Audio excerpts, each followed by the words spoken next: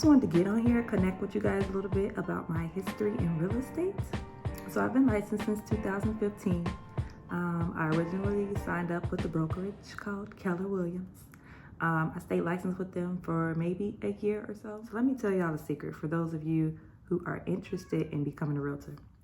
You have to keep up with continuing education credits. Right now in the states that I'm in, it's maybe like 15 to 20 continuing education credits every year.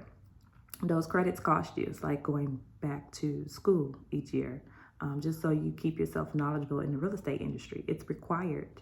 You also have to pay for systems and services, lockbox, electronic lockbox access to MLS.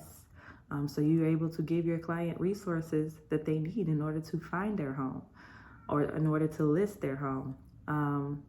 And then some of the brokerage have their own fees. They have monthly fees, desk fees, fees to print a sheet of paper. I mean, all this stuff costs and it adds up. So that very first year that I was licensed, I'm just spending money on that rather than even having time to focus on getting a client. So yeah, I did not have a client within that first year. I exhausted all my funds with just spending my money on keeping up with a real estate license. So I went and I worked full time. Sorry, let me get this cat. Anywho, y'all, I'm back. I got a crying, I don't know, the cat just cry all the time. Ain't nothing wrong with her. She's well fed, she's well treated well. You hear? She won't stop. She just mope around the house. I've never met a cat like that. But anywho, I grew up watching my dad build decks, build houses, complete, finish people's basements, all type of stuff. So I got interested in real estate a long time ago as a little girl. My dad would pay me to like clean up behind him as he was working. So I was intrigued at a young age. And then he learned his trade from his older brother, rest in peace, 𝗵𝗵𝗶𝘀𝗲, where he owned a bunch of properties in Chicago and he was a landlord and he was very profitable from it. So yeah, I'm working my full-time job and I wanted to be in the business. So I'm like, let me get back in real estate. I call up the Minnesota Department of Commerce. Hey, I want my license to be back active because by now the license is expired. It had been 2 years, I think. And they're like, oh yeah, you got to come back in and take them tests. Yeah, those tests, they ain't no joke. They ain't no joke. The tests are hard, okay? There's a general test and then there is a state test. I'm sorry, the general to state test is the same. There is a national test and a general test. You take those two tests, you pass, you pay a fee and your license. Then you gotta hook your license up to a brokerage. So they tell me I have to do that whole process again. Thank goodness they didn't tell me I have to go back to real estate school. So I go to the company's called Pearson VUE. That's where you take your test at. A lot of people who have licensed careers take tests at Pearson VUE. And so yeah, I go there, sit down, get ready to take my test again, and boom, I fail. Keep in mind, my very first time taking the test back in 2015 when I signed up with Keller Williams, I passed the first time. I went to real estate school. I completed the whole 90-hour course within a few weeks, and then I went right on in and took that test, and I passed both tests, the state and the national test, the very first time. And everybody, that's not common, okay? But now I go to take this test again, and I fail. So I take my sad, moping self back home, and I study a little bit, and it was so urgent for me to get licensed. And I go right back the week later, fail again. This happened 7 times. Each time this happened, I'm paying $40. So I I was determined though. I was determined to get my license again. I knew I could do it. The only thing is the education wasn't fresh.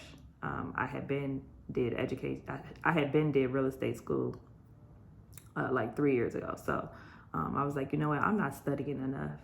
I finally sat down and I really, really, really studied. And I was like, you know what? This is only going to happen if I take my time and be patient with myself, give myself some grace. So I studied. I studied for about a month. And then I went back and I finally passed. Yay me.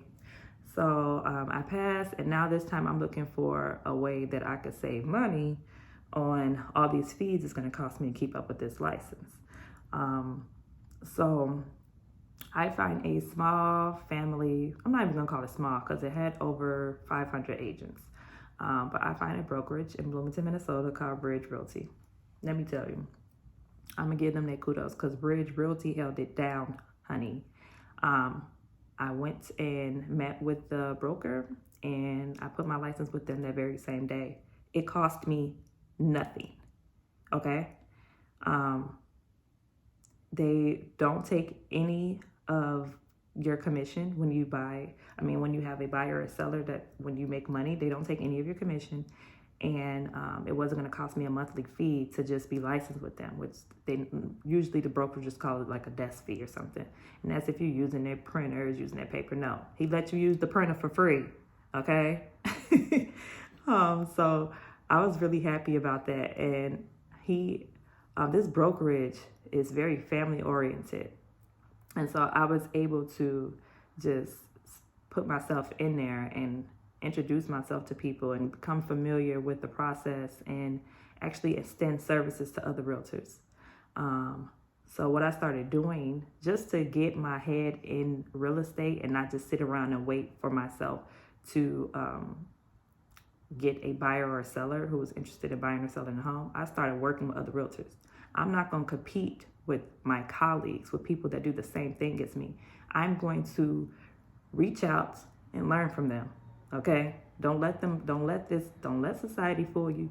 This is not a competitive field. You're not to be out there competing with other realtors. Yes, when you have someone on the other side and it's time to negotiate for your client, yeah, you gotta come correct for your client because you want to be in best interest of them. But when it comes to working with them and learning about the business, connect with your peers. Okay, well, that's what I did. I started showing homes, knowing that this brokerage had a little over 500 agents. I'm going to ask my broker, can I get the email so I can reach out to them, let them know that I'm willing to show a home for them if they need help, because being in real estate is your own business. It's so much to it. I won't even be able to express to you the whole ordeal of real estate. There's so many different fields, so many different lanes to go in. And so I'm like, let me extend a service where I could really put myself out there and actually practice working with clients. Because at this point, I haven't had not one client. So that's what I do. I send out an email to 500 plus agents and I say, hey, I'm Chaise Sanders and I'm willing to show a home for you for a small fee. You can book me on my website. Okay, I give them the website URL in the email. Book me on my website. They can go in there and book me at any time between a certain amount of hours, and I'm going to pop up and go show that house for your client. And oh yeah, and you can trust me. I am acting on a duty to you, so you can trust me not to actually steal your client. I'm going to show your client the house and hand them back over to you. Okay, so that became huge in my brokerage.